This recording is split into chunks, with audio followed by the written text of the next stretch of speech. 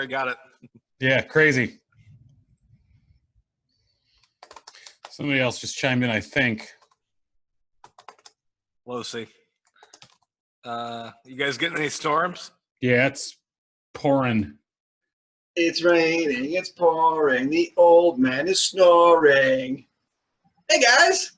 Hey, buddy. Wow, your picture game is significant today. Which one? All of them? Just in general? Oh, yeah, we got a lot going on. You added a few.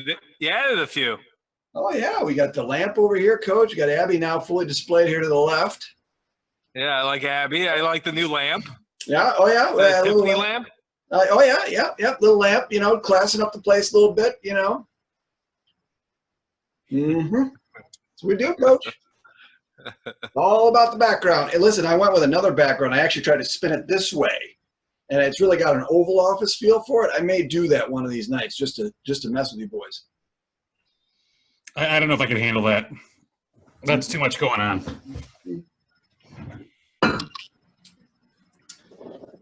Well, how are our view numbers? Are we people actually watching this thing and listening? Yeah. So if I go to my videos, some of them definitely are promoted within their communities. So like all of Rockford social media tweeted out or tagged the Mike Emery one. So he blew up real quick. Right now.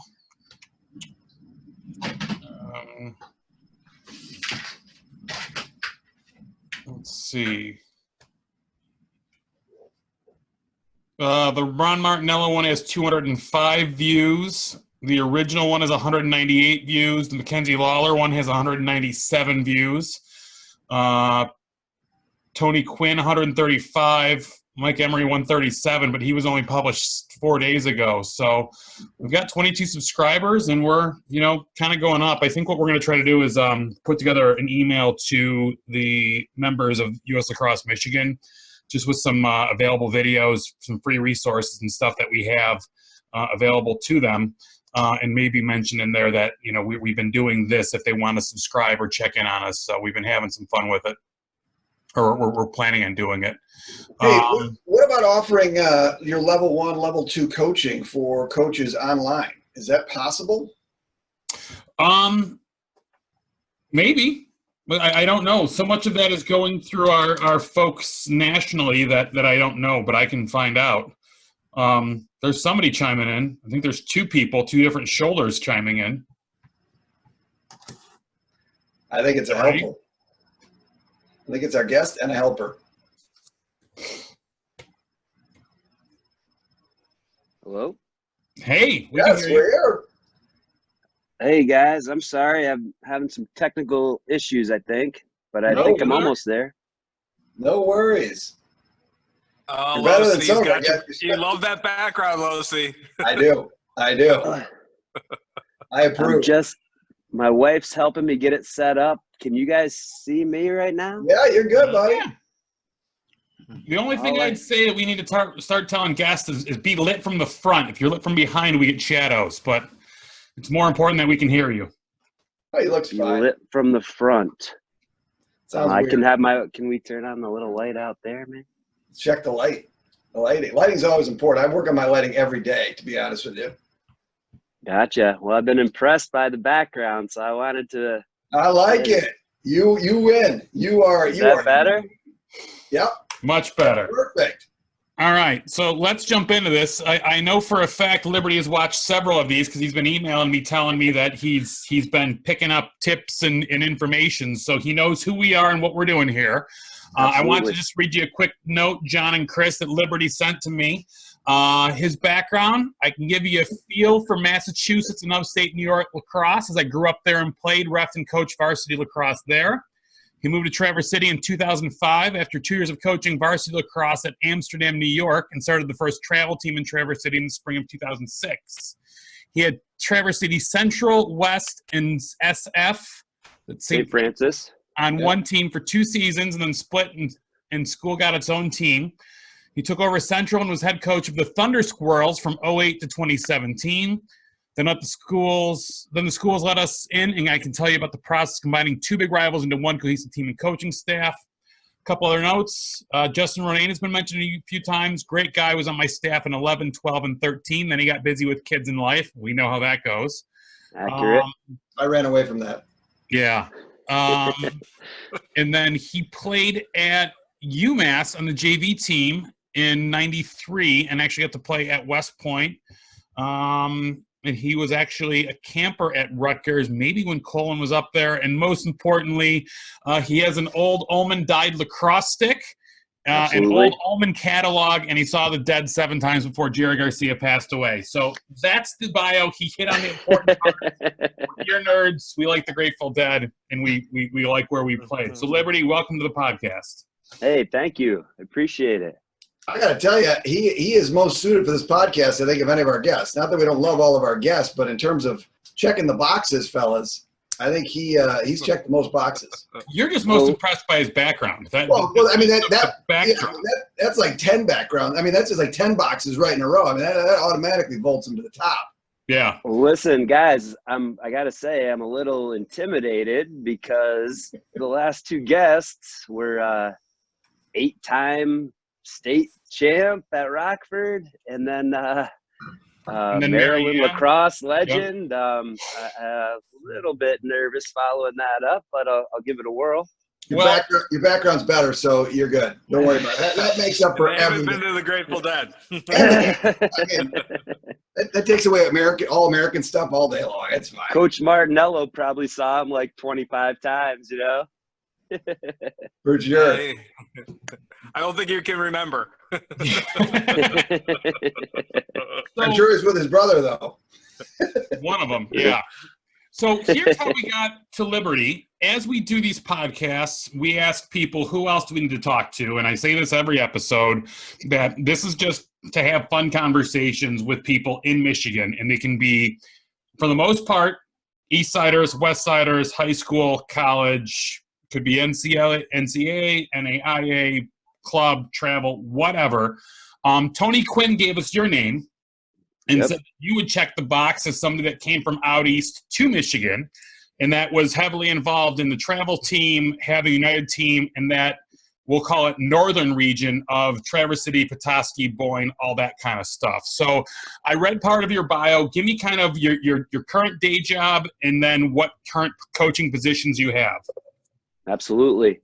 So my current job, which is on hold right now, but I'm a job coach. Okay. And what I do is I have groups of students from a few different high schools in the area that may need a little extra work getting used to the work environment. They're about to graduate. So I'll take 3 or 4 students, and for a semester, we'll do 6-week blocks of work training at different area places. And they just get used to working and you know how to get along in today's workplace. So I'm really happy with that. My students have a great time.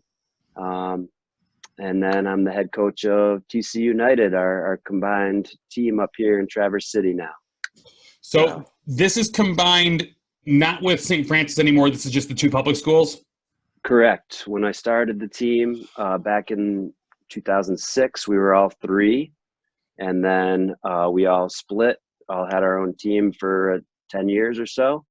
And then we co-opted again. St. Francis, I think, actually went back into, got into the MHSAA a year before we did. So they would be in 2017. And then we came in 2018 as Traverse City United. Gotcha. I know that, you know, we're kind of dealing with the loss of the season. We're dealing with, you know, kind of this quarantine new normal. How are the boys doing? How are the kids taking it? Are they doing any sort of, you know, Zoom meetings, group calls, team building activities? Did they just kind of check out? What's kind of going on up there? It's been pretty quiet. You know, wasn't sure exactly what was going to happen or going on. We've been keeping in contact with the guys, sending them some messages. We Zoomed with our captains a week or 2 ago and have kept in touch with those guys. And, you know, people's spirits are generally high. just waiting for news. And, you know, with the news on Friday, we kind of, I guess, turned the page on that. Now we're looking at summer ball. So when I saw some of your interview with Brian, I believe he was talking about kind of moving his tournaments back into the summer and making sure they were available to everybody and seniors could play on their high school team and all these things. Man, that was music to my ears, because that's exactly what we want to do as soon as we get the green light. Yeah, one of the things that you know, it's no secret. I'm not a I'm not just an official. I'm also a coach in the Clarkston program. I have a 10-year-old daughter and a 9-year-old son and a 4.5-year-old daughter that are all coming up through that system, and I'm coaching there. And we were on an email to all the youth coaches in addition to his high school coaches that just kind of talked about the season being over and what's next. And he had some real interesting points that I hadn't even thought about with, you know, we're going to have freshmen next year that never had that 8th grade year of development. You know, some of these kids didn't get a stick until they were in 6th grade. That 8th grade year, when you're the man or the woman on your youth team and you really start to kind of grasp some of these concepts, how do we make up for this? Because it's not just going to be Clarkston. It's going to be trickled down to every single program.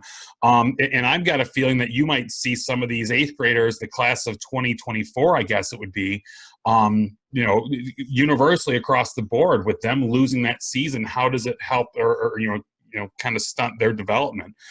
So yeah, I'm all in favor of getting the kids out and doing whatever touches we can and hoping that whether it's travel ball or recruiting events or high school teams, we just start really working on, as Coach Colin says, the practices is where the development is made. The practices are what's most important, that we don't get so focused in the games of getting the seniors one more game or one more touch that it jeopardizes the development, you know, of some of the younger kids. You know, Coach Colin, I know that you've Chris, had. can I diverge real quick? Yeah, I was just going to bring you up. Go ahead. Can I just diverge real quick? We have Liberty. How did you get your name? How have we not talked about that? Can we go all the way back to your naming?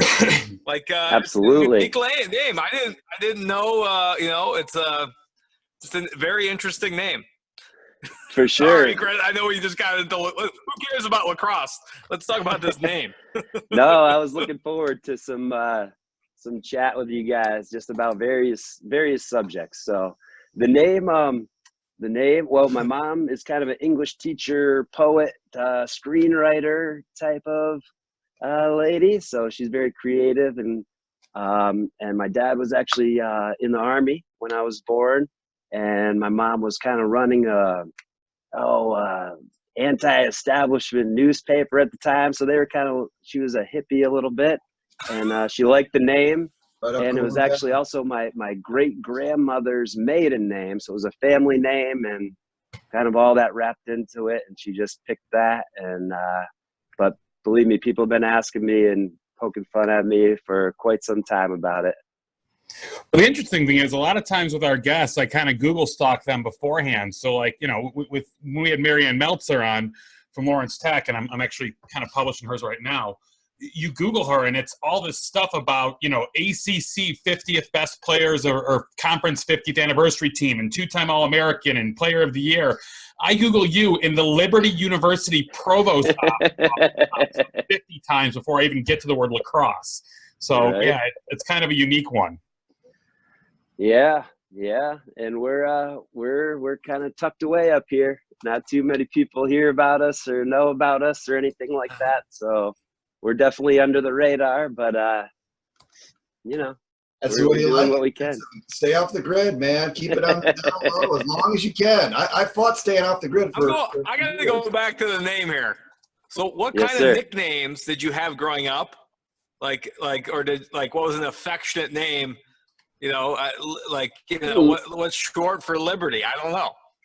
A lot of people call me Lib. Some of my close friends Lib? call me Libs with an S on the end. Libs, what's up? You know, things like that. Pretty much gone with that for quite a bit. Is your middle name something really normal, like Nobody Brian? called you Eagle or The full name is Eagle Liberty or, James Provost. Yeah, I got James some. get in there.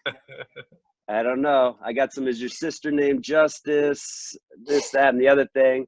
I did notice, Yeah, if we're going to talk about the name, I think your guys' closing music is actually the song Liberty by the Grateful Dead, if I'm not mistaken. It is. Somebody, It is? you're the first to notice that. Okay. Now, if you can tell me which show, I'll be really impressed. But that's well, I kind did of a see him. stretch. I saw him do it in the Meadowlands in 1994. So Very Nice. nice. yeah. So you went you were in 94 Meadowlands. I was in 94 Meadowlands also. With Traffic, correct? Oh.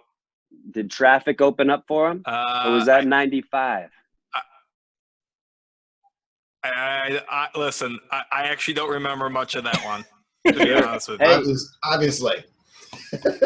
a funny story. I just got back from basic I training. remember the parking lot. Right. I just got back from basic training. My buddies took me to a Grateful Dead show 2 days later, and I saw the first set, and then I decided to take a little nap in my seat for the second set. But when we were leaving, they played Liberty as the encore. It was pretty good. That's cool. Yeah, that's been known to happen at some Dead shows. I did want to kind of, shift back into a little bit of lacrosse. If that's okay with everybody. Sure. Growing up, with your experience in New York and then Massachusetts, we kind of had the conversation with Tony Quinn about, when we get started down here, there's a lot of indoor facilities where everyone's scrambling to get time and touches, or they have winter leagues, whether it's, PLG out in Canton or some of the stuff that Ultimate's done at Ultimate Soccer Arena or All Americans in Ultimate Soccer. There's all these leagues and stuff. What do you guys have up there as far as resources or indoor facilities, or is there any? Well, I mean, we don't have a lot. We used to have a place called Just for Kicks in Travers that was an indoor soccer place that got rented out for, other uses. And we'd rent it out on occasions, but we couldn't do it all the time. But the guys loved it when we'd get in there. Other than that, we go to the YMCA some. The 10 years or 12 years that we were a club team, the YMCA was kind of like our home base a little bit. So they'd let us practice in there, but there's a lot of stuff going on in the Y, a lot of pickleball, and not a ton of space. The last couple of years since we've been in the schools, they've given us some gym space, but those are for open gyms and basically 2 hours once a week or so.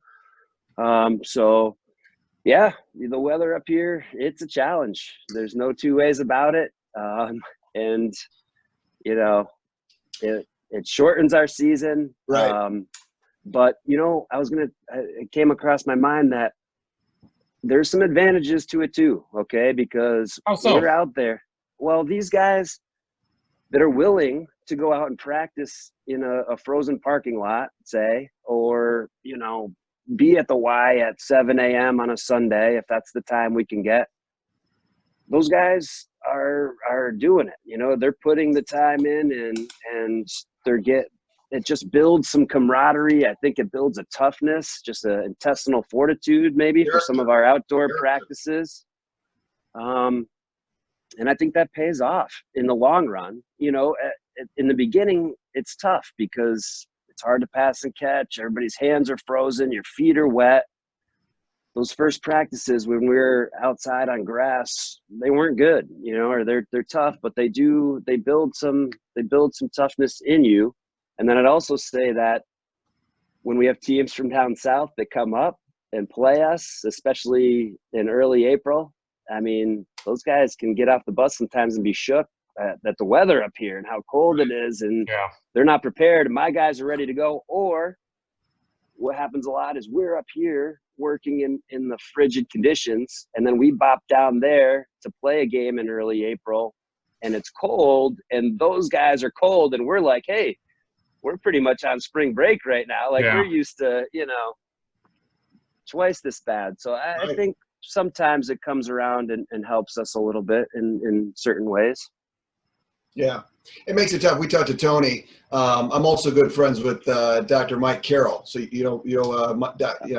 Yeah, so, Mike was my doctor for a while. And Mike was actually the first guy when I moved to Travers in the fall of 2005. I got a hold of Mike Carroll, and he said, yeah, man, we're just trying to get lacrosse going up here.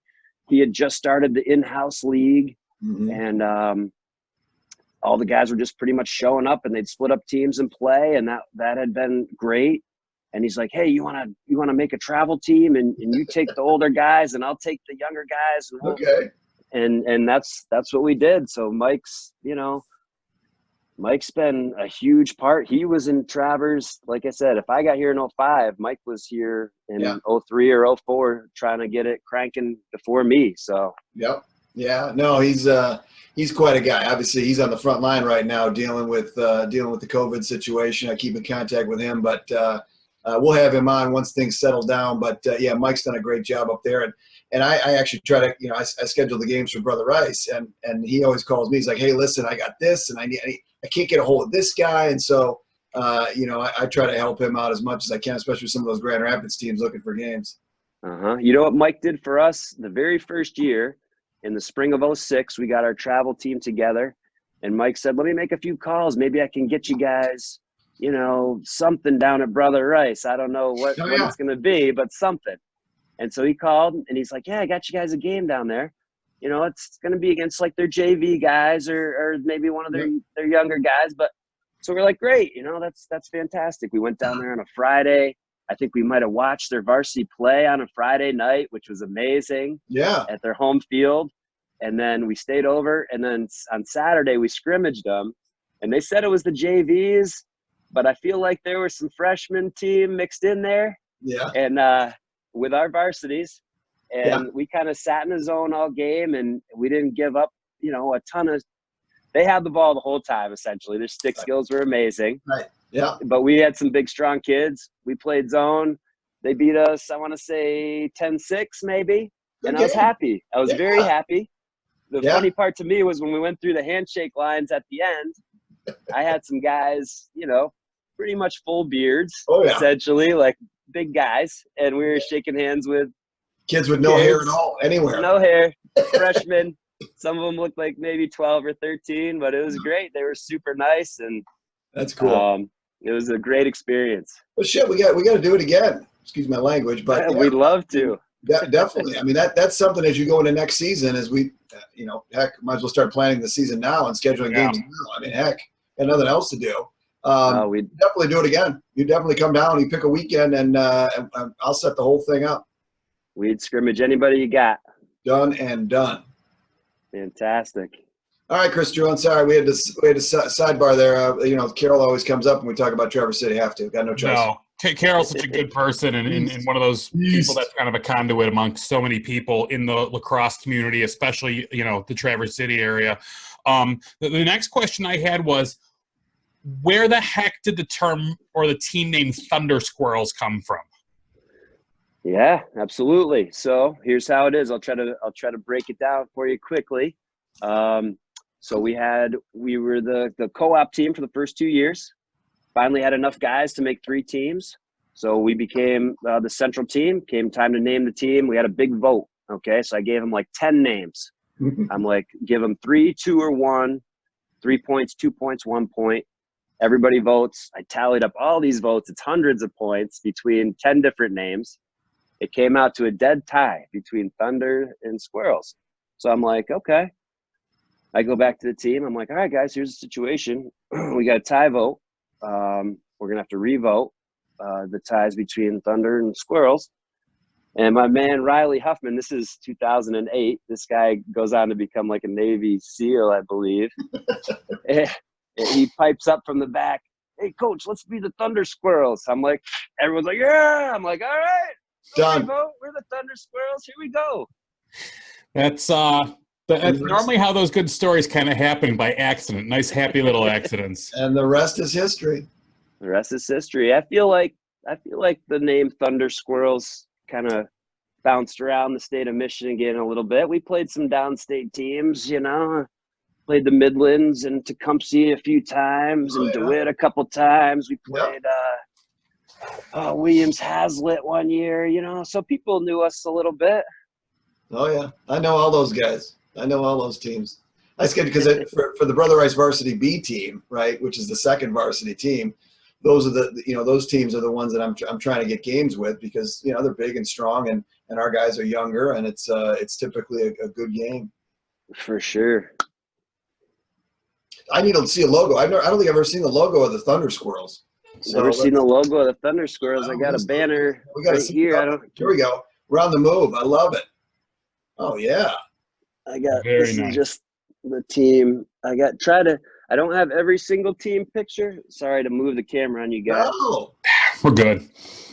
But I got a lot of the team pictures up, and I'm proud of it. I'm proud of all these guys that have come through, and super proud of all the guys that went on to keep playing at the next level. I mean, that's the thing that I'm most proud of as a coach is these guys that just take the next step and decide they want to put the work in and go for it. It's so fulfilling to me. And then when those guys come back and give back to the program and the respect that the team gives those guys as they roll back, and it's fun to watch. Well, that's what makes it so infectious. You can tell your passion for it. That's what makes a good coach. Colin's the same way, and Drew and we're all passionate about the game, and that's what we're trying to do in this. And so, for you up there and having the guys come back and just, I can just tell you got a good thing going on up there, buddy. We have fun. So Liberty, I want to kind of get back and touch on that with I don't mean this in a negative way, but Traverse City isn't a traditional Michigan hotbed. You think of the Birmingham Bloomfield, you think of the Grand Rapids, East Grand Rapids. Having that Thunder Squirrels banner, I noticed that you said Northern Michigan champions. Do you have a league up there? Is it a kind of just a gentleman's agreement that you guys play each other once a year? What's kind of the league structure up there? Okay, so I wrote down some notes. I got a little timeline here because I wanted to get everything accurate. Yep. And there's a lot of stuff. I started in 1990 with the timeline, but I'm going to slide it up to 2006 and give you guys the Northern Michigan lacrosse timeline real quick if you'd like that. You go. Yeah, sprinkle in Grateful Dead shows in there too as well. Dead shows that fall into the timeline were good too. Yeah, well, all those were 94. Those are back in the 94, 95 time. All right, good. So moved up here in 05. 2 good years. Jerry was clean. Yeah. Yep. Yeah. He was clean on those doors. Well, we can talk about those again. Let me stay on my thoughts. I'm going to lose my train of thought here. So 2006, we start the co-op, the 3-team team. We played Petoskey for the very first game in Northern Michigan history. I still got the newspaper clippings in my scrapbook. It was great. Brian Main, I know you've heard his name on the podcast once or twice up in Petoskey. He's a great coach, great guy. We played him. Petoskey, that we played each other like 7 times that year because there was no one else to play, and we didn't really have the travel capacity fully then. So we played a couple other teams. We went down and played the Brother Rice game in 06, so that was great. Played Petoskey a bunch. Let's see, 07 was kind of the same. It was hard to schedule games. Nobody really up here. 08 we split, so then it was Petoskey West, St. Francis, Traverse City Central. Then in 09 we added Cadillac. Then in 2010 we added Sault Ste. Marie. And then in 2012, we added Houghton Lake. And then that was our Northern Michigan League, basically all the way through up until 2017 was our last season of that league. And then St. Francis became school affiliated. And then the following season, Traverse City Central and West, we co-opted. Petoskey also came in. And that's where we're at now. Cadillac tried to get in, but something didn't happen there. They didn't make it in, so that was unfortunate. And the Sioux's in a tough spot, man. The Sioux has a great coach and a tough team.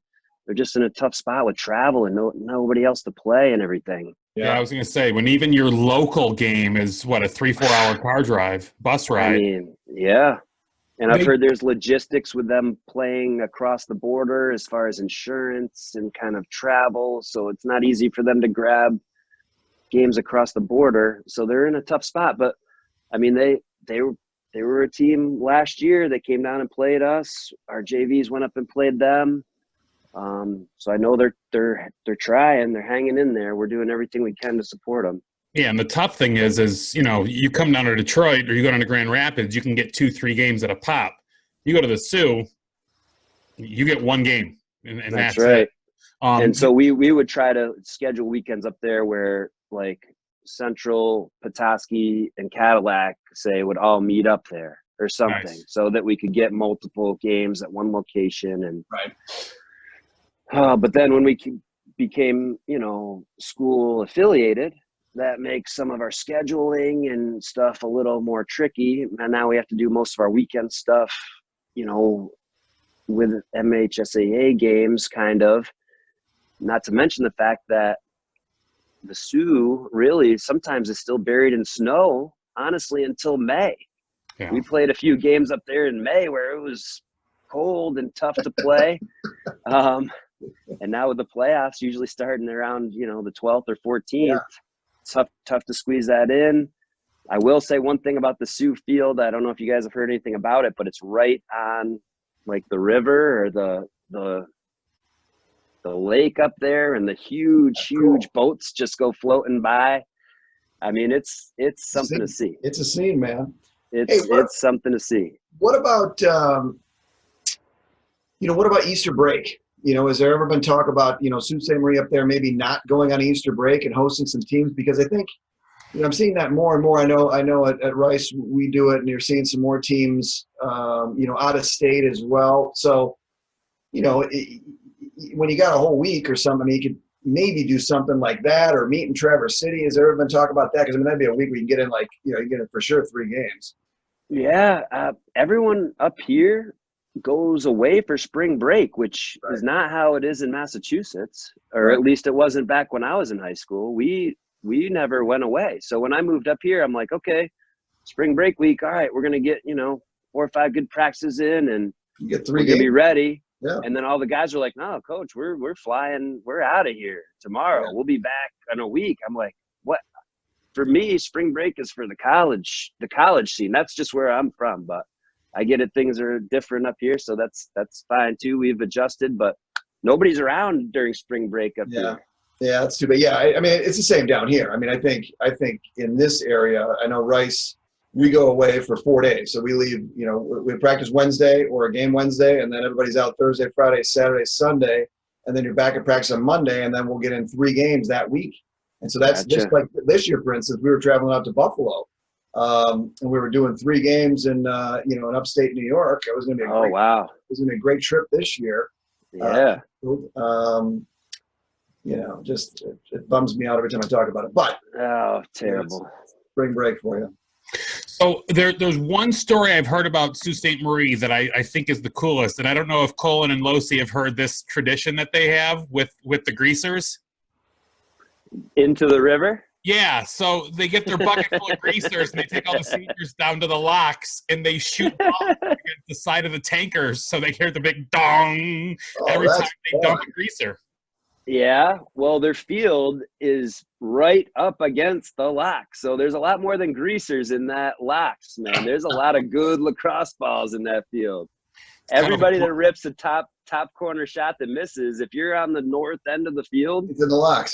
That thing's going in the water. There's no 2 ways about it. I don't care what snow fence you got up. That's awesome. Sounds like walking around the old Cranbrook lower fields. Yeah, my plan is to go see that if that Boyne tournament comes, gets going and is a good event and everything happens. I'm gonna take a detour north, go do that, go throw a couple against the boats, and then come down to Boyne. That's my plan. Yeah, I hope Boyne goes. Coach, that reminded me, you saw Cam and Landon play up at Boyne for the first time, didn't you? Yep. Oh, yeah, I did. I've had 3 Traverse City kids in Detroit. Sure. Brett Spansky back in the day. Oh, yeah. That's fantastic. He's engaged. Yeah, I've been seeing some snuggly pictures Very on good kids. All three of Instagram them are with good him. kids. Yeah, Oh, yeah. they're great guys.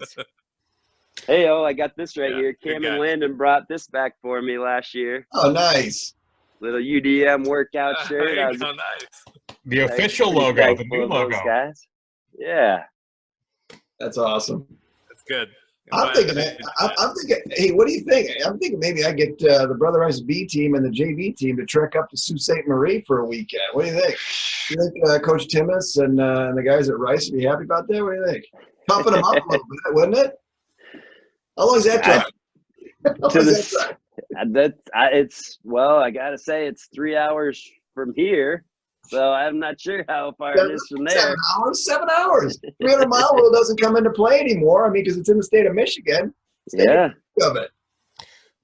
And so I've got a follow-up question on that. I've been in this new role since January when I got named president, elected. And again, Southeast Michigan men's lacrosse. I know every coach. I know every official. I've trained the officials. We've been to training together. Or we came up together. Or they mentor. I know everybody when it comes to Mishloa organization down here. Who the heck refs home games in Sault Ste. Marie? Is there like two dads that just have whistles? I want to start reaching out and making sure that these people have resources and support from some of our organizations, because I honestly don't know. What do you have as far as a scheduler or a signer up there? We have an assigner now that we're in the schools. We're pretty well taken care of. My AD Zach Stevenson is amazing. He takes care of us and set up our schedule. And I mean, now everything's great, and we're always getting quality officials for us, obviously. But yeah, for Cadillac and the Sioux, to get quality refs, it's tough. And for all of us back when it was club, it was tough. And we'd end up with, sometimes we would end up with maybe less than qualified guys reffing some games. The last, 8 years or so, I'd say we have developed a solid crew up here of guys, that handle most of the games. And then lately they've been sending some Grand Rapids guys up for us too, which has been great. But no, officials, we struggled for a long time. And actually you've been asking a few other guests, what they could help or what area they'd like to chip in on. Yeah. And I was going to say that referee, training and retention up north would be something that I would like to chip in on if I could and just help out somehow. For sure. Because we need it, for sure. Absolutely. We got good guys, but they want to get trained more, I'm sure, and want to get bigger games and everything. It was probably hard to ref our club games for a long time too, because there's a lot going on out there. In the club days, it was pretty physical. Part of it too, I know, is our assigner down here in the Detroit area, Bill Schmidt, he covers all the way up to Port Huron in some cases. He kind of there's somebody else, Jack Service is now doing up in the Genesee County area, the Schwartz Creek and those guys. But Bill's got quite the territory. And yeah, I mean, every now and then you can just get that assignment from him, and he goes, "Your turn. Can you please take one for me? I need you in Port Huron, I need you in Anchor Bay or some of these non-traditional places." And as officials, we all just kind of go, well, that's going to suck for the lease today, but I guess it's the one time I'm going to put the miles on there. When we get off this, and I've had this comment with a lot of the people, is let's take up this conversation offline and make sure that I'm connecting with the people that you think would be good for me to connect with up there. That'd be great. With what we have now with U.S. Lacrosse kind of taking over a lot of these services, our Michigan State chapter is one of 26 remaining chapters that are going to help our local regional representative, Bryce Woodson. But also we have a Midwest officials coordinator, which, if I remember right, it's he played for the Turbos, hockey ref. He's in Ohio now. Ty Wilkinson. Ty Wilkinson, I believe, is the Midwest coordinator for that, and I believe Brian Effinger is the Michigan coordinator for that. So, there's some of this stuff where I hope I'm not putting my foot in my mouth with these guys, but Brian being the trainer for Mishloa, but not the president of it, and then there's also an assigner and a president of a capital area group, and then an assigner and a board in a Grand Rapids group. Brian can kind of support all of them from training questions, but I don't know who we have as far as people that we can reach out to up there, because there's so much available online as far as webinars. Sure. You make the call. Like U.S. Lacrosse has really done a good job with the federation rules that we play through in high school. And then for the college, our NILOA guys really do a lot to put out conference calls a couple times a year. Yeah, the calls that we have to be on to keep our accreditation, certification, whatever it is, flat out, you don't take these meetings and calls, you don't get games, because there is stuff that we have to discuss, like the last few years of, okay, now diving is back. Okay, now it's diving and a shot clock. Now it's diving and a shot clock and a new shot clock, and we're going to have a goal mouth. I mean, there's some of the stuff that they do a really good job of making sure that we, the local guys, get educated and up to speed on it. And if these guys don't know about those resources, we can definitely help them. The recruiting new guys is one of those things, though, that we can give them some tips and advice, but they really are going to have to put in the shoe leather and pound the pavement, make the phone calls, whatever you want to say, to recruit, whether it's additional football refs, additional guys that have done basketball with the rotation, understand it pretty well. Hockey guys do really well. I got to think there's some hockey reps up in the Sioux that we could quickly convert over to lacrosse refs if they needed them. Sure. Yeah, and I mean, we're all looking for former players to come back and chip in, you know what I mean? After some of these guys, a lot of them come back and want to coach, which I totally understand and love to have them help. I try to steer those guys towards reffing too sometimes.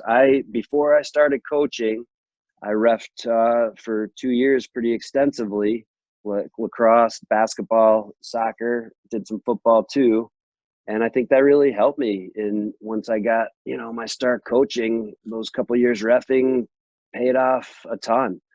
And I think it's a good gig, and definitely always encouraging my guys to look into it. One question that we got, I would say one question we had, but one thing that we kind of discovered when we talked to Pat Witt down at Ovid Elsie was that one of the challenges he has doing a JV or even a youth team is he only got a grant for so many pairs of gloves, arm pads, shoulder pads, sticks, that kind of stuff. And not only does he not have the equipment, he doesn't have the official, the coaches to support him on that. Interesting enough, since that episode posted, several guys from the Lansing suburbs have reached out to me that said, put me in touch with Pat. We might be able to get him some gear. We could come up and do some drills or some coaches clinics for him. So the community of U.S. Lacrosse members are paying attention to this and hearing the call, for help and reaching out. How is your feeder program? Do you have a youth program, a middle school team, a league? What's available out there? Yep, we have, the YMCA has kind of been running the some of the youth for a while now. I mean, ever since we started, really, in 2005. When Tony moved up here, he brought Heat Lacrosse up here, and they provided some great youth lacrosse. I think they were up here for 5 years or so. And so, yeah, our youth lacrosse is through the Y, mainly parent driven as far as coaching and stuff like that. But yeah, it runs through the Y, and it does pretty well, but obviously lots of room for improvement. And now that we're in the schools and kind of got our feet under us after the first year was a total whirlwind. Last year, we kind of got a little more situated and realized what things were about. And then this year, man, we were just so primed and ready. Yeah. And now we're putting the pause button on it. But, I got to think that we're going to be ready to come out firing in the summer. So, yeah. Cherry Bomb was obviously very big for lacrosse, big for Traverse City area, big for lacrosse for so many years. I went every single year since the inception. How much involvement did you have when it came to Cherry Bomb? Did you bring teams? I mean, what did Cherry Bomb mean for that area really as it meant to lacrosse? Yeah, we went to Lacrosse. We weren't there the very first year. I don't, was that 2007 maybe? Yep. I'm not sure. The first year we didn't get it together in time, and then after that we were there every year. Usually as the Thunder Squirrels, but sometimes we'd be as like, Big North All Stars or under different monikers. But yeah, there every year. It was great. Obviously the guys loved having the tournament right in their backyard. Right. I get it why Cherry Bomb didn't want to come back. Traverse City can be a little sticky to work with as far as some of the logistics and this, that, and the other thing. And things do seem pretty darn expensive up here sometimes. So, especially in the summer, but, so yeah, it was sad to see it go, but we loved it when it was here, It might come back. no two ways about it. That would be fantastic. And I mean, I loved taking our teams there for sure, but I loved grabbing our team after we'd play and go and watching the Black Grizzlies or whatever, watch some of those games. And that was fun. That was a lot of fun. Yeah, hopefully it comes back. I mean, obviously it was purchased, and there was talk about it coming back. I don't know if Druin or Colin, you heard about anything about where that's going, or if it's going to start back up or anything like that. I know nothing. I have proudly checked out of lacrosse as soon as summer hits after the state finals the last few years. That's I'm gone all spring. So summer is my wife and I go camping with the kids, with families. That's what I do too. Trips. I've kind of said that there's only a window of a few years when we can still do that before I'm going to be on the sideline at all these darn tournaments with my kids. So I kind of have left that in my rearview mirror. And when I get the call or the emails from Bill Schmidt saying I need guys for this tournament or that tournament, or I just politely, Bill, thank you very much for the offer, but I'm going to go be a dad. I got campfires to sit around. I got marshmallows to roast, and I got cocktails to have with friends. And I check out for summer.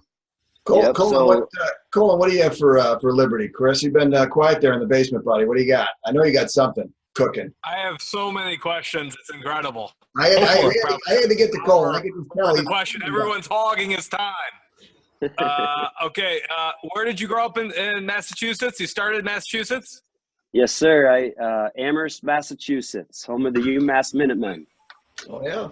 So you're from Amherst, okay? And then you from moved Amherst. Where in New York? Yeah.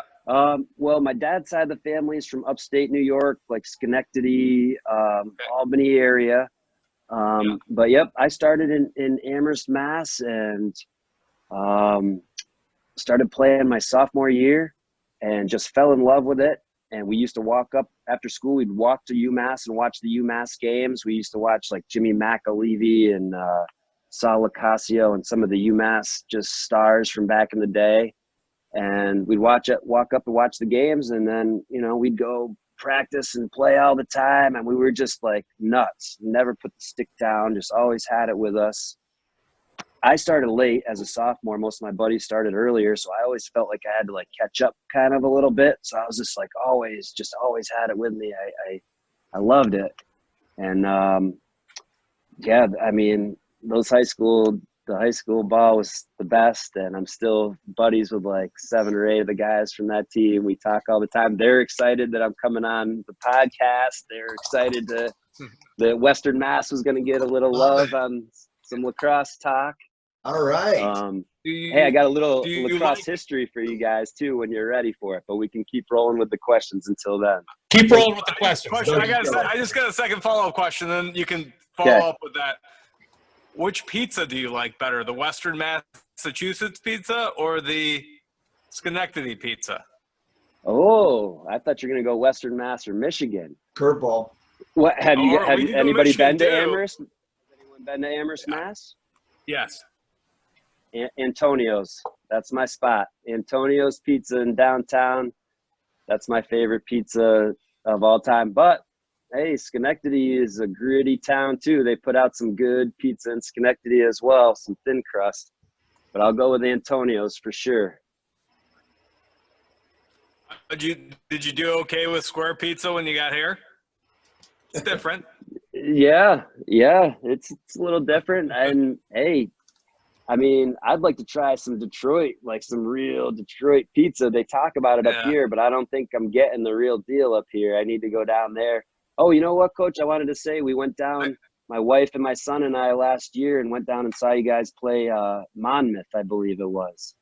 It was the first day of our spring break. Oh, cool. Nice. Oh, And, yeah, and it was great. It was a beautiful, John beautiful. Losey on the call. Yeah, and you guys took care of Monmouth, and that was a fun game to watch. We got to take some pictures with Cam and Landon afterwards, and it was a lot of fun. That's cool. That's Next awesome. time you come down, and I'll take you for pizza after. Oh man, that'd be fantastic. I'm in as well for that for sure. And then There's going to be a debate because there's a family that's a Rice family that owns the Shields Pizza franchise that some of us swear by, and then other people swear by the Buddies as the original Detroit. It's the same square Detroit-style deep dish. I was going to take him the Shield. Okay, good. I was going to take him the Shield. Yeah. So. I'm ready. And Colin, you got to give him the sandwich question too, don't you? The sandwich question. You could ask him it. You I know it. No, I don't even know it. I just know you know it. What's your go-to at Fogarelli's? At Fogarelli's, they got one called like the Mobster. They're like the Italian mob boss. Yeah. I've had that a couple times. The mob boss is good. The mob boss, I got to like deconstruct it a little bit. I can't like take a bite into it. The thing is like a foot high, but it's delicious. You know what I mean? Yeah. Good one. Yeah. All right, Drew, and back to you, buddy. We got 9 minutes. No, he had something. Oh, yeah, that's right. That's right. We got lacrosse history. Go ahead, Larry. Oh, hey, I grew up a UMass fan. Like I told you guys some of those things. And I was thinking about the coach, Dick Garber. I don't know if you guys know him at all, but I just wanted to throw a couple UMass stats at you for some lacrosse history. Mr. Garber coached UMass from 1955 to 1990. So that was pretty good career there. He went 300, 142, and 3. I thought that was a good winning percentage. Wow. He was the National Coach of the Year in 69, 76, and then again in 1989. Wow. He coached 80 All-Americans, and UMass was in the top 15 in 17 of his last 18 seasons. I had to go back and double check that to make sure I read that stat right. But so I grew up watching UMass lacrosse, man. I just thought those guys were the best. And then one of my best friends, Henry, ended up making UMass varsity. I played UMass JV. Henry played UMass varsity. And when he made the UMass varsity team, it was one of my proudest days as a lacrosse player, just seeing my friend make that team. Yeah. And we were all so proud of him, and we felt like he represented all of us, and it was awesome. Great. That's really cool. If we can get some Michigan ties out of Coach Dick Garber, we could have him on. But no, we've had one player from Michigan, Anders. I can't remember his last name. There's the Seaholm kid actually played at UMass. He was a pretty good player. Early 2000s. I can't remember his name. Anders something or other. He was a heck of a player. I think he was a 3-year starter for Garber's Gorillas. Garber's Gorillas. I used to have a hat with a big gorilla on it. It was great. That's cool. Where'd the kid from Troy Athens end up? Didn't they? Oh, he was UMass Lowell. Yeah, he was the UMass Lowell's a good school too. Okay. Yeah, who's the Troy Athens kid we're thinking of? CC goalie's out there too from 2 years ago. CC goalie. Why am I blanking on his name? His brother went to U of D. He's a doctor now. Jeez. Trapper John. I just remember he was a left-hander, and he was a really good left-hander for Suarez. Very good kid. So I kind of was waiting for Colin to roll through all the food questions. As far as Traverse City food goes, is there a go-to brewery that is, because it seems like they all started popping up there a little while back, all those Shorts and not Shorts, Right Brain and a couple of those other ones. What's kind of is there a hidden gem? We always go to the filling station, and that's one of our favorites.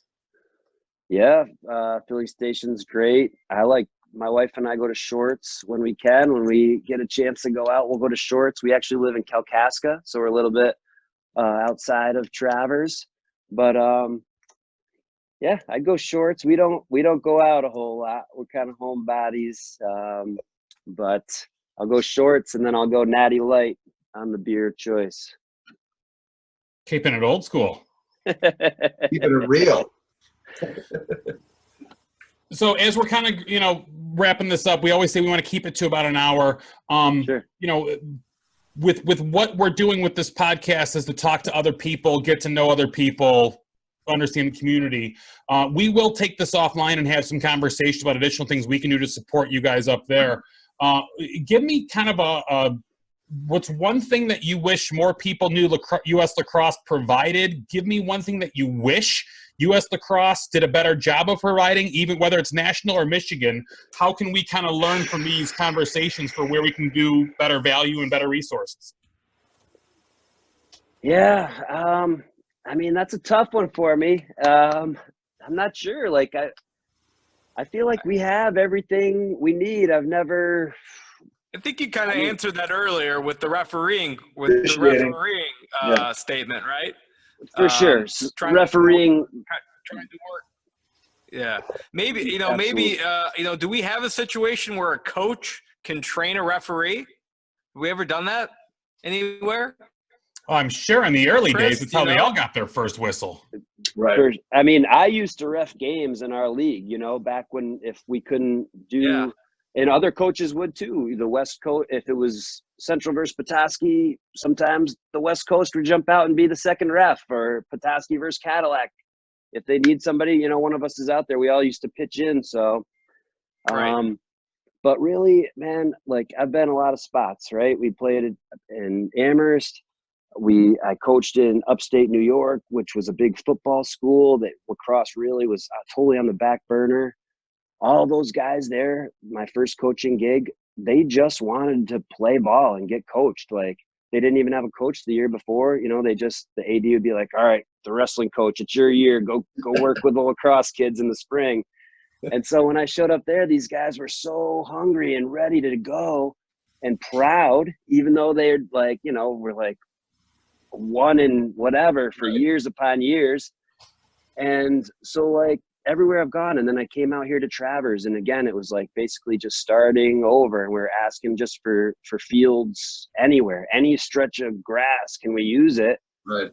I mean, after a while you just get used to it, and so like we're just used, guys roll in, and like you said earlier, Chris, we might see a lag in skills because these classes were missing an eighth grade year, doesn't get that year of skills. And I definitely see that. At the same time up here, I'm having first year players come to my program as juniors and seniors sometimes and want to play. And these guys are such good athletes that we're be like, hey, okay, he can't really catch great, but man, he can move his feet. He can play some defense. So we just kind of keep rolling with the punches, and U.S. Lacrosse helps everybody a ton, I know, but I wouldn't know what to ask for other than maybe, some help for the officials and stuff like that.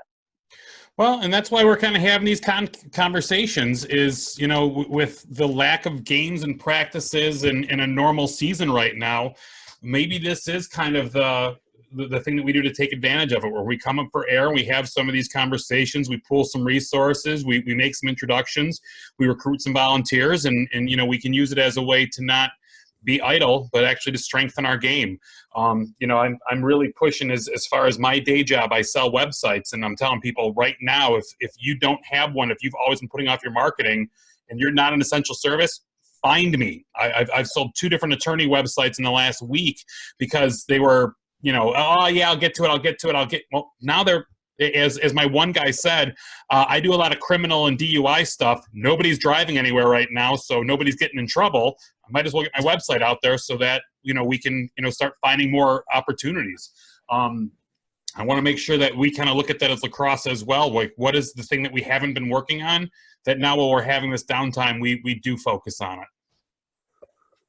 Yeah, I mean, that for sure. The downtime, I mean, it's it's rough, but if we can make some positives out of it, that's great too. Hey, I had a couple questions for you guys. If you got a couple of minutes, Bring them. Sure. I was going to throw a couple at you guys. I was going to ask, Losi, what is your favorite call from any sporting event that, that really rings home to you, like any of the famous sporting event calls? And then what is your favorite personal call that you've made? Yeah, good question. I think the Kurt Gibson home run for the Dodgers, actually. Oh man, Pinch hit home run.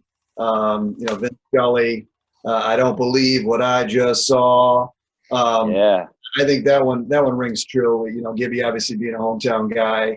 I think that one was very cool. And then obviously Al Michaels, USA winning. You Winning believe in miracles. You believe in Sure. miracles.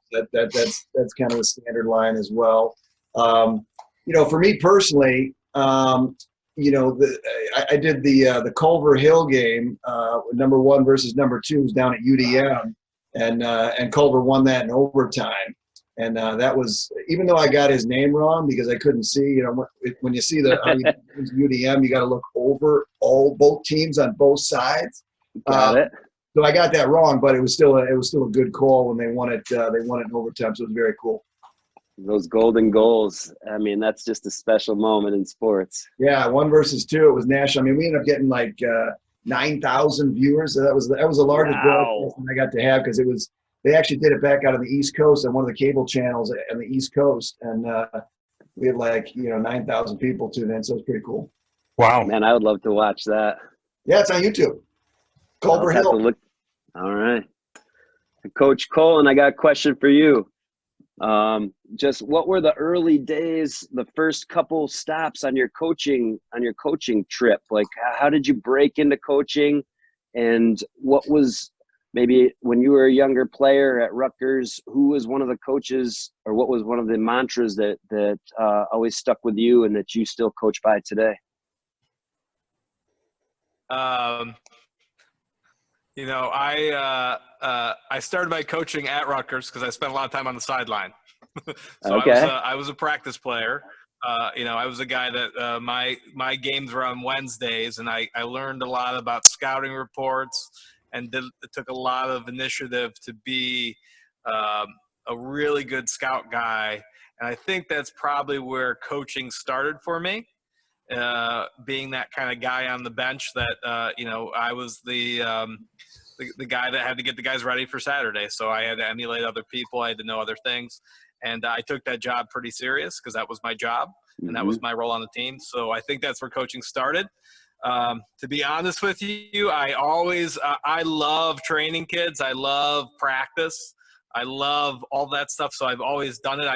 I always kind of stayed at a JV level because I always felt that was the most important coach I think for a program that kind of doesn't get that much credit because I don't really, let the varsity coach get all the glory. I think a lot of the development happens in that JV year. So I was always doing that. I was doing that. And then honestly, I was in one of those situations the last time the economy stopped in Detroit. And Matt Holtz was just fortunate enough to give me a job because I said, listen, I can sell things. I'll try to sell this school and get recruits. And I kind of walked my way into it. I needed some benefits because my wife was pregnant with her twins. Sure. And, Matt, by the grace of God, he gave me a job because the guy before me left for another job. And, I was unemployed for maybe about 5 hours. And, 12, 13 years later, I'm here doing my thing. So I'll never do anything else. So I get a lot of luck and happenstance, and, you just try to work hard. And, I've always enjoyed being outside, and I've always enjoyed practice. Games are cool, but I love the day-to-day grind. So that's me. I heard you say that, Coach, earlier, and it made me laugh because I was telling my JV coach, who's just a fantastic guy, and when we merged teams, when we merged Central and West, he was a West coach. I was obviously the Central coach, and blending the staffs. I was a little nervous about blending the staffs and everything. This guy is just Casey Schaub. He's great. And I was just talking to him the other day, and I said, hey, first of all, I think the JV coach it's so much harder to coach JV than it is varsity. And I just am so glad that he's rocking that job. Oh shoot, I lost my train of thought, but I'm sorry, Coach. What had it's dang it. The JV coach is so hard to do, and I lost it. It'll fun, come man. back No, to it's me. not hard. It's the most of. I mean, yeah, kids are at an awkward age, and a lot of some kids have developed, some kids haven't physically. So you have to do a lot of unique things, and when my time is over in college, I'll go back to being a JV coach because I just think it's fun. Yeah. Sure. Oh yeah. I guess, and the other thing I was How going much is I'm sorry, Coach. Go ahead. You go ahead, and I'm gonna fit. I got something that's I think hilarious, but go ahead. All right. Well, the hard part for me, I'd imagine, I've always, even my very first job as a head high school, varsity coach, I've never had to do the JV thing, but I would imagine that the super hard part of it is that you have guys wanting to play their way off your team, or developing your team, wanting to win games and develop these guys, and then your top 4 guys get yanked up in the middle of the season. I mean, it can't be easy or fun, but you're doing the heavy lifting for the whole program, and that has to feel good. So, man, I just have so much respect for my JV coach and the other guys that put that hard work in. Absolutely. Can you imagine? I hope this thing at Boyne happens, and the main reason is I'd like to get Liberty and Coach DeCola at the same table and just watch them talk for about an hour. Oh yeah. Do you know Coach DeCola? I do a little bit. It'd be pure gold.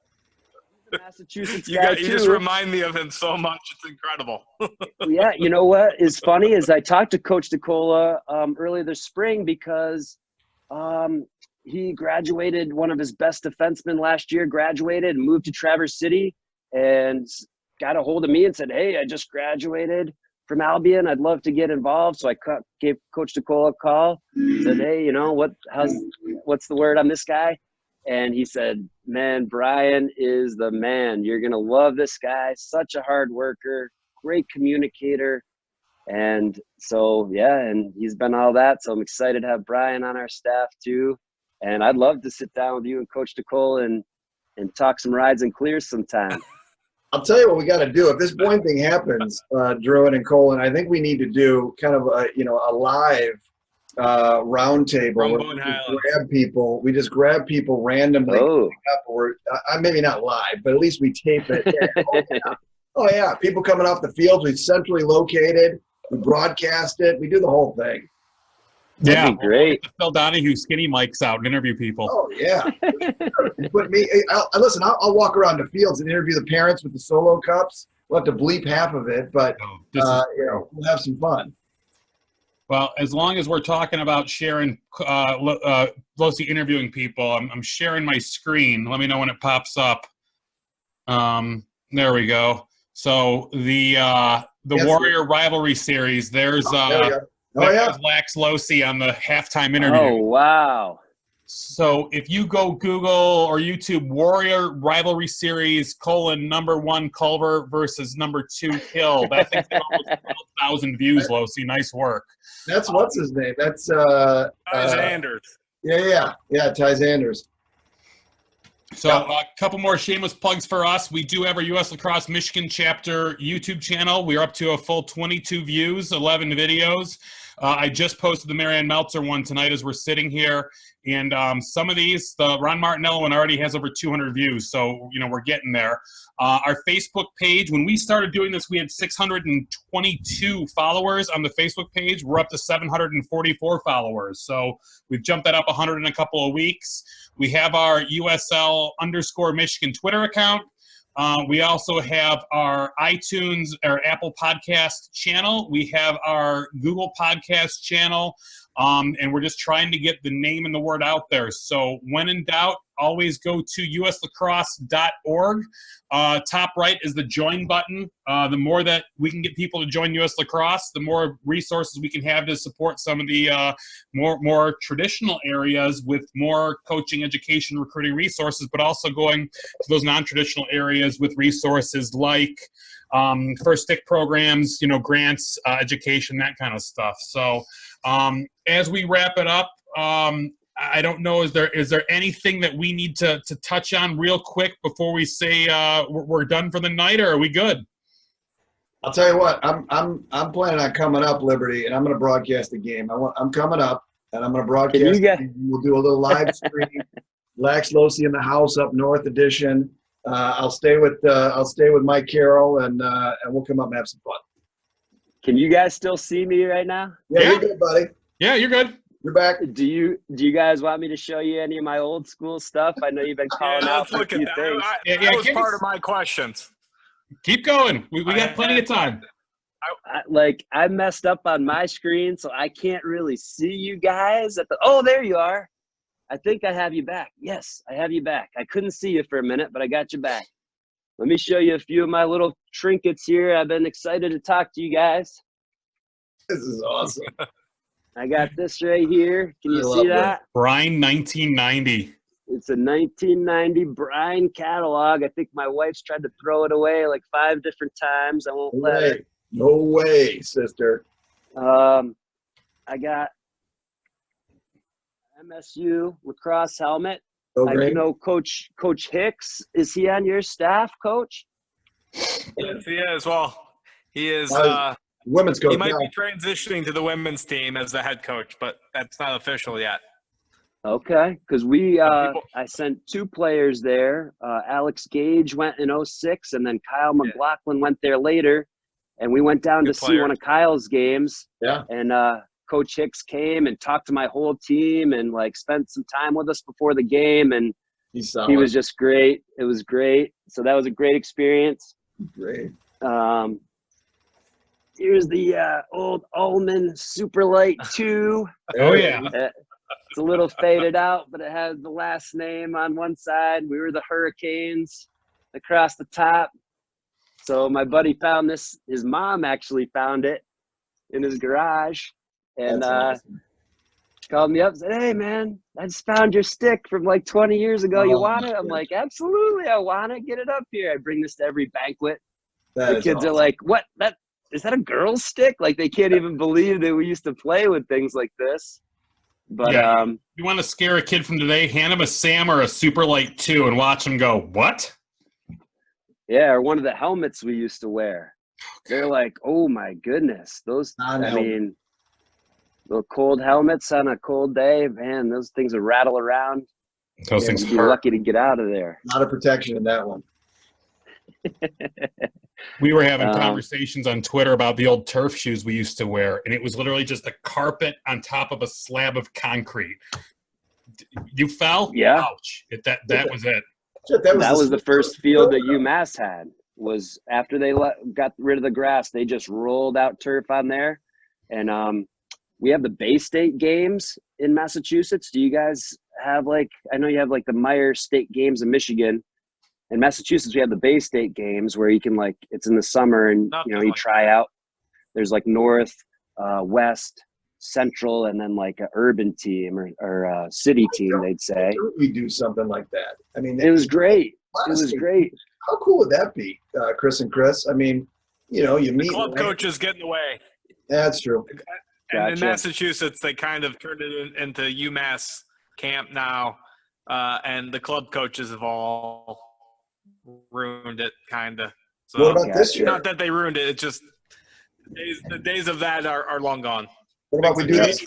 We do this in June in Ann Arbor, or at UDM, North, South, East, West in June. The first weekend in June, Coach. I mean, we're gonna have to get creative somehow, right? I mean, and again, not to take up. Gotta find fields. Gotta find some. I got plans. I got plans in the work, Liberty. I got stuff. It's percolating. It's percolating.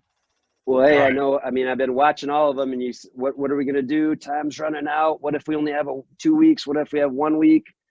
I'm just here to tell you guys whenever they open it up, if you need a team, you call us. The Done. United will be there to play. I like it. For sure. Awesome. It's All been right, a guys. blast. I am going to wrap it up because I got stuff to do. We You got still it. this Thursday have Coach Rich Kimball from Lansing Catholic Central, former MSU coach. Colin and I can pepper him on why he didn't recruit us. And then we'll also next week we have Mike Costello from All Lacrosse Michigan, Matt Cosgrove, and Sean Higgins as well. I got to figure out dates and times. Guys, we'll take it offline. And then the week after that, we should have some more fun guests as well. So keep an eye on our social media. Liberty, great to finally be friends. Great to connect, and can't wait to get up there and meet you and hear some more stories. Hey, guys, I just got to say thank you, man. Thank you for what you guys are doing, for pushing the game in this tough time we got right now, and just for keeping, trying to get these guys back on the field. I know that's what everybody wants, and the only thing I could say is that we're all in the same boat. You know what I mean? It hurts more sometimes if we weren't playing lacrosse and somebody else was. That'd be a super, super bummer, but we're all in the same boat. As soon as they give us a green light, we're going to come out charging, all of us. Yeah, and we appreciate you coming on. I got to tell you, you coming on here and you're just enthusiastic and love of the game. It just fuels me to keep doing stuff like this and keep pushing. So Cole and I are going to do our second thoughts probably in a couple of days, and I'm going to channel my inner liberty when I go on my rampage on second thoughts. Perfect. All right, boys. Have a good night. See ya. Thank you, guys.